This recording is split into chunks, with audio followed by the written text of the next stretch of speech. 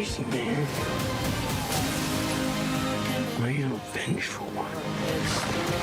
All right, one of this year's biggest box office draws, Venom, Let There Be Carnage, is now available in wide release, such as via Blu-ray. However, the movie centered around Spider-Man's frenemy, Venom, played by Tom Hardy, would not entertain millions of fans around the world had it not been for Canadian Todd Mcfarlane, who helmed Spider-Man's hot 90s run and also co-created The Anti-Hero. So joining us live now is the comic legend himself, Todd Mcfarlane. Todd, thanks so much for joining us this morning. Sure. So, yeah, Venom has certainly evolved since you created him 30 years ago and has now appeared in 3 major films. We saw him in Spider-Man 3 and then exclusively in Venom of 2018 and now Venom, Let There Be Carnage. What do you think about his look and how he's changed from your original inception of him? My original design was he was way bigger than a human. He was almost like the Incredible Hulk, right? And the reason for that was he had plenty of enemies that were about his size, humanoid, and I wanted to make something really big and massive. The first time he appeared in Spider-Man 3, they didn't really make him very big, I didn't think, and he was a bad guy.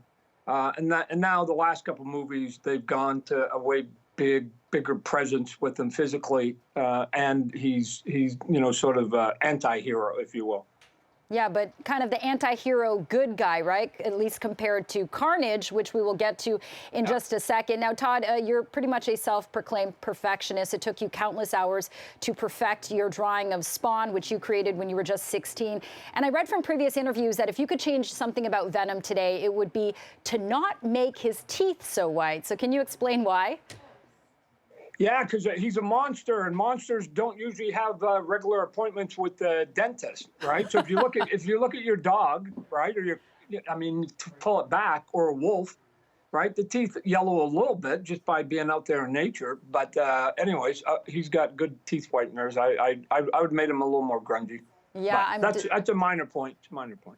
Yeah, I'm definitely jealous of his teeth. I could use a whitening myself, especially because I'm on TV. Your teeth look pretty white, though. Now let's talk about Carnage. So this is an evil symbiote who latches onto the body of serial killer Cletus Cassidy, played by Woody Harrelson. I didn't think there could be a creature scarier looking or more grotesque than Venom, but clearly Hollywood always knows how to go bigger and scarier. Are you happy with Woody Harrelson's portrayal of Carnage? Yeah, I mean, obviously they got 2 top actors in obviously Tom Hardy and Woody Harrelson. The thing is that at the beginning when I created the visual look of Venom, he was the bad guy, right? So you had Spider-Man and you had the bad guy, and they would clash and be good versus evil. Once they moved Venom over to the sort of the hero column, then all of a sudden you were minus that super bad guy. And so they went, now we got to come up with somebody even nastier than Venom, because Venom was sort of halfway in between, right? He'll bite your head off. So they said, we got to take him, and now we have to do essentially Venom on steroids, and that ends up being Carnage.